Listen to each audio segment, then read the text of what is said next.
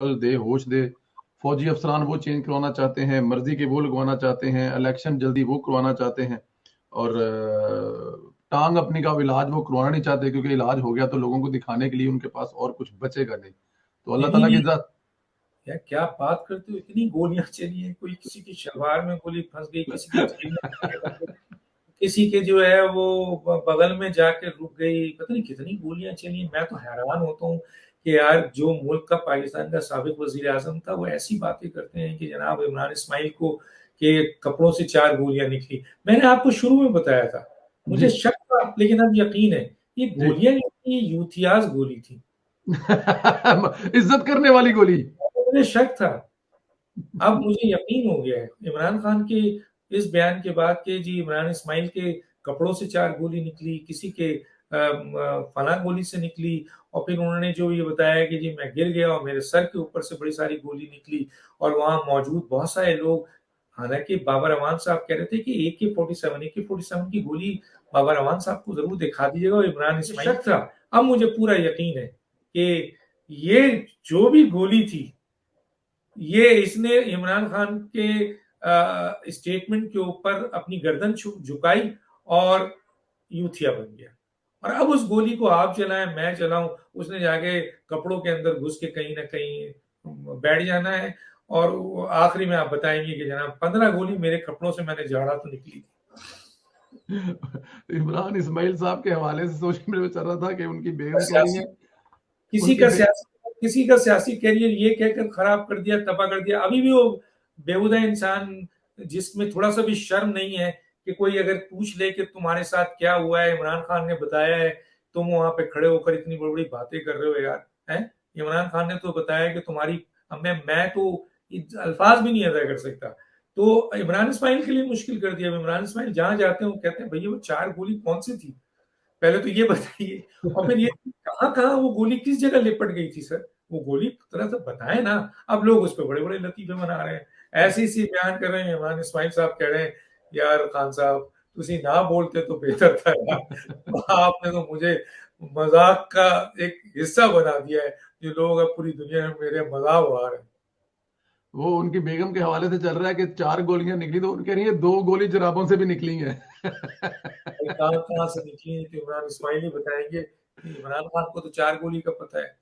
मैंने कहा नहीं इसीलिए मैंने ये बात शक थी मुझे, ये गोली यूथिया है। मैंने कहा नहीं इसीलिए मैंने ये बात शक थी मुझे, ये गोली यूथिया है, हो गई है।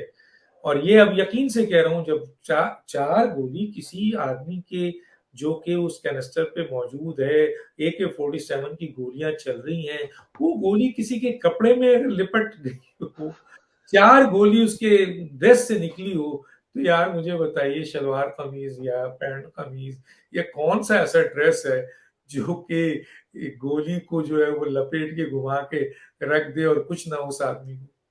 डॉक्टर साहब, आपने ये नहीं देखा कि वो इमरान खान का प्लास्टर तो फिर 15 दिन के बाद उतर गया। वो जो फैसल जुवेद थे, उनके यहाँ पे जो प्लास्टर लगा हुआ था, पता है वो प्लास्टर जो एक नॉर्मल होता है, आप वो उंगली चुंगली पे कुछ बच्चों को लगाते हैं कि बच्चों को स्टिकर, वो उनके अभी तक लगा हुआ था, अभी तक। वो वही उतर तो नहीं कह, रहा उनका। तो इसीलिए तो कहा गया था कि मेडिकल लीगल कराइए भैया। बहरहाल अब मेरा ख्याल है और 14 लोगों को उन्होंने देखे अपनी जगह, ये मेडिकल से बात, उन्होंने कहा जी 14 लोगों को गोलियां लगी हैं, तो 14 में से किसी एक बंदे का सरकारी अस्पताल में मेडिकल नहीं हुआ। उन्होंने ये बताया कि उनके गार्ड को 6 गोलियां लगी हैं, जो हमें कल ही पता लगा है। उस दिन के बाद किसी को पता गार्ड भी जख्मी हुआ, कल ये भी पता लगा है इमरान खान साहब की जुबानी के 6 गोलियां गार्ड को लगी हैं, सोचिए किसी एक बंदे का मेडिकल नहीं हुआ सर। सोचिए ना, ये हकाइक इमरान खान साहब आप समझते ये हैं, और उनके जो फॉलोअर्स हैं वो मान लेते हैं। इमरान खान साहब समझते हैं कि मैंने अगर ये कह दिया कि ये मिसाइल लगा है, और अगर मैंने कह दिया कि इमरान इस्माइल के कपड़ों से मिसाइल निकला। मिसाइल निकला है, आप यकीन मानिए वो कह भी सकते हैं। वो ये समझते हैं कि मैं ये कहूंगा तो मेरे लोग मान भी लेंगे, इसीलिए वो कहते हैं भाई। सवाल ये पैदा होता है, गार्ड को 6 गोली लगी, और वो क्या कह रहे हैं कि अल्हम्दुलिल्लाह सब के सब बच गए। हाँ, कहते हैं कि देखो मरा कोई नहीं है। और इल्जाम किस पे लगा रहे हैं? पाकिस्तान के इंटेलिजेंस एजेंसीज के ऊपर, जिसकी जिसके निशाना ऐसा है कि अफगानिस्तान का फौजी थोड़ा सा ऊपर उठता है और वापस बैठता है इतनी तेजी से, और इसी दौरान उसकी खोपड़ी उड़ा दी जाती है इतनी दूर से। वो गोलियां तैर रही हैं तो 6 गार्ड को लग गई हैं, तो 6 ऊपर से गुजर गई हैं, तो इनको 4 लग गई हैं। तो खुदा के लिए सर। लेकिन मैं बता दूं आपको, ये बात इमरान खान क्यों कहते हैं? इसलिए कि उनके इर्द गिर्द जो मुशीर हैं वो उनकी हर बात को यस कहते हैं। ठीक है, ऐसे मुशीर, ऐसे लोग बैठे हुए हैं, और उनको ये पता है कि जी उनके जो फॉलोअर्स हैं वो ब्लाइंड फेथ करते हैं। खुदा ना खास्ता वो कल कोई भी बात कह दें, अगर वो ये कह देते हैं कि टैंक मेरे आपके पाँव, टैंक की गोली निकली है, आप यकीन मानिए इनके फॉलोवर कहेंगे कल, और उसको साबित करने की कोशिश करेंगे हमारे और आपके सामने कि इमरान खान ने जो कहा है कि टैंक की गोली उनके घुटने पे लगी है तो लगी है, बस अब आप कर लीजिए कुछ करना है।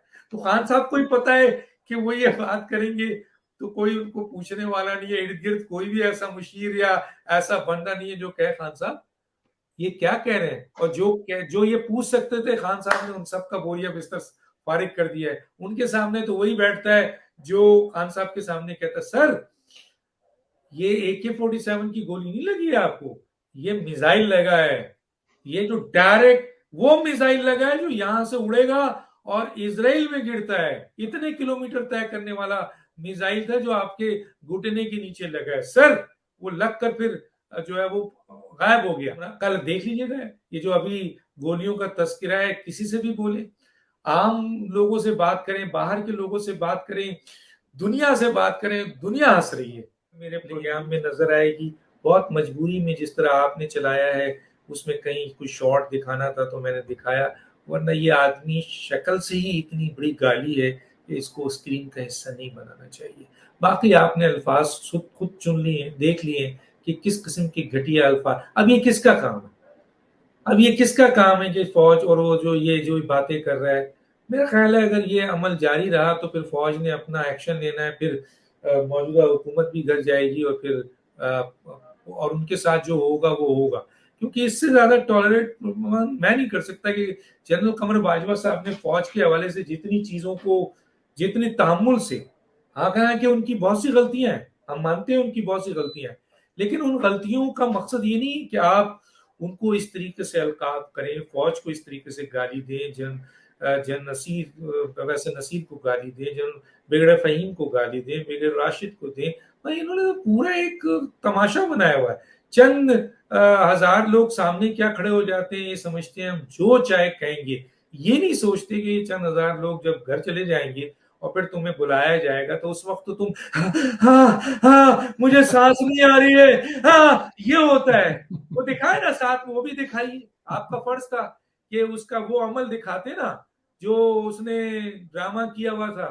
फिर ऐसा होता है ना, फिर जो आपके व्हील चेयर लिया जाता है, फिर जो है वो आपके वहां पर से जब अदालत में पहुंचते हैं तो वहां पर सांस का इतना बड़ा बड़ा रोला पै गया जाता है। फिर जब आपके वो आपकी वहां से अडियाला जेल से निकाला जाता है तो फिर सांस की और पता नहीं कौन कौन सा मर्ज शुरू हो जाता है, फिर वो भी तो दिखाए ना, वो क्यों नहीं दिखाते हैं? ये शख्स जो वहां खड़े होकर चंद हजार यूतियाज में बोल रहा है, जब इसको सिर्फ बुलाया जाता है कि आओ भाई हम जरा मालूम करें कि आप की क्या बातें हैं, तो आपकी सांसें उखड़ जाती हैं, आपका दिल बैठ रहा होता है, फेफड़े हो जाते हैं, आप सांस के मरीज हो जाते हैं, आपकी हवाइयां उड़ जाती हैं, और अभी जो है वो ऐसी बातें कर रहे हैं।